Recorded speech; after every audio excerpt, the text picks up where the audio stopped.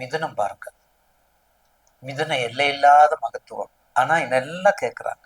அறிவுக்கு உரியது, ஆற்றலுக்கு உரியது, புத்திக்கு உரியது, சித்திக்கு உரியது மிதுனம். ஜென்ம குரு என்ன செய்யறாரு? ஒன்னும் பண்ண மாட்டார். அவர் வேலையை அவர் செய்வார். அவர் வேலையை அவர் செய்வார். ஜென்மகுரு.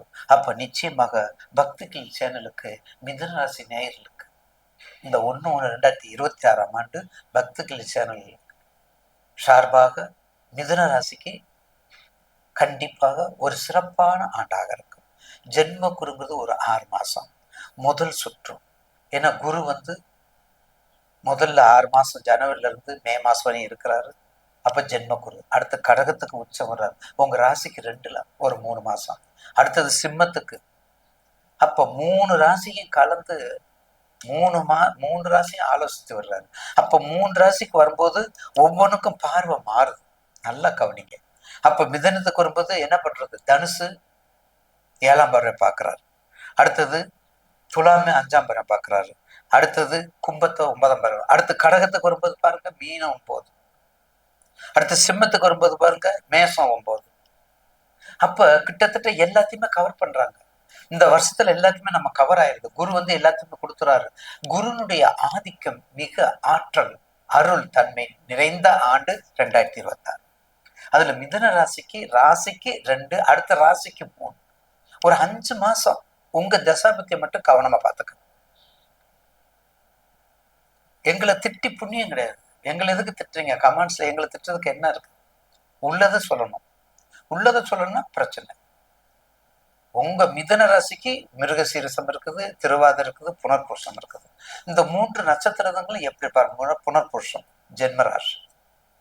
புனர்பூசத்துல ஏற்கனவே குரு வருஷத்துக்கு குருவுக்குரிய புனர்பூசம் தான். அப்போ குரு கண்டிப்பா நல்லா இருக்காரு. கூட்டு என் குருன்னு ஏற்கனவே இன்ட்ரோல சொன்ன வாக்கு தானே சொல்லிக்கிறேன். மேசராசிக்கு சொல்லும் போது தானே வந்தேன். அதே போல நிச்சயமாக மிதுன ராசிக்கு கல்வி சம்பந்தப்பட்டவை, வெளிநாடு சம்பந்தப்பட்டவை, எழுத்து சம்பந்தப்பட்டவை, ஸ்டேஷனரி சம்பந்தப்பட்டவை, நோட்புக் சம்பந்தப்பட்டவை, ஜெராக்ஸ் சம்பந்தப்பட்டவை. பார்த்தீங்களா? இதெல்லாமே நல்ல பெனிஃபிட். ஒரு 5 முதல் சுற்று முதல்ல மட்டும் கொஞ்சம் கவனம். 4-5 மாசத்துக்கு அந்த முதல் இதுலயே நீங்க மிதுன லக்கணம் மிதுன ராசியா இருந்தா ஒண்ணுமே செய்ய தேவையில்லை. மிதுன லக்கணம் மிதுன ராசி, புதன் உங்களுக்கு 4 கண்ணில இருக்காரு. அப்ப சுகாதிபதி ஆயிடுறாரு. அப்ப லக்னாதிபதி ராசியாதிபதி 4ல இருக்கும்போது சுகாதிபதி ஆயிட்டா அப்படிப்பட்ட ஜாதகம் இல்லாம இருக்காது. அப்படிப்பட்ட ஜாதகம் இல்லாம இருக்காது. மிதுன லக்கணம் மிதுன ராசிக்கு 7ல புதன் இருக்கக்கூடாது, 10ல புதன் இருக்கக்கூடாது. ஏன்னா அது நீச்சம், அது நீச்ச ஸ்தானம். ஆனா எப்படி இருக்குது இங்கே? மிதுன லக்கணம் மிதுன ராசியா இருக்கிறவங்களுக்கு ஜென்ம குருவா இருந்தாலும் ஏதா இருந்தாலும் அவருடைய ஜாதகத்துல எப்படி இருக்கு, உங்க நேயர்கள் ஜாதகத்துல எப்படி இருக்கு, இதுதான் முக்கியம். நேயர்கள் ஜாதகத்துல எப்படி இருக்கு இதை மட்டும் பார்த்துக்கோங்க.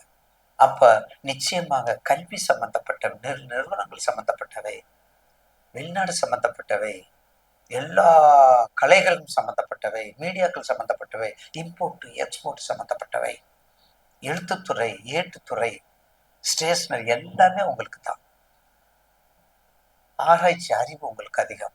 இதெல்லாம் பண்ணிட்டு இருந்தீங்கன்னா கண்டிப்பாக அடுத்து வரக்கூடிய 1/6/2026 மேல நீங்க தான்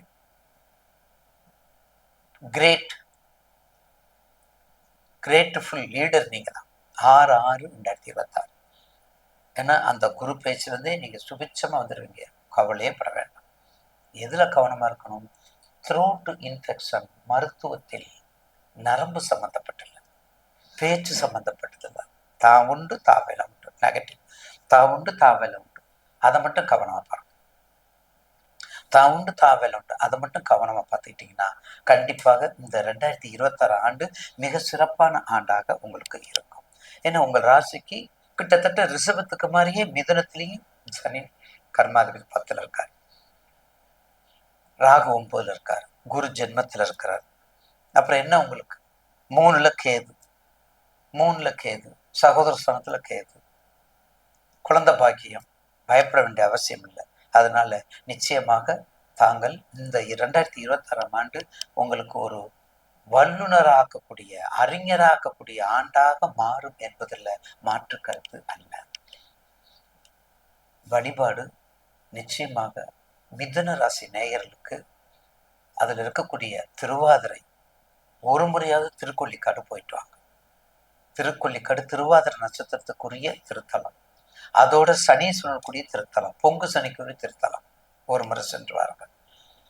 மிருகசீரிசம், எண்கண் எட்டுக்குடி, சிக்கல், திருச்செங்கட்டாங்குடி, இப்படி வித்தியாசமான கோயிலை பாருங்க. அடுத்தது புனர்பூசம், நெல்லையப்பர், பட்டமங்கலம், சிவகங்கை மாவட்டத்தில் பட்டமங்கலம், கண்ணாத்தாள் கோவில், இந்த மாதிரி தெய்வங்களை வழிபடும் போது நிச்சயமாக மிதுன ராசிக்கு இந்த வருடம் ஒரு மகத்தான வெற்றி வருடமாக மாறும். 60% அவங்களுக்கு, மிதுன ராசிக்கு 60%.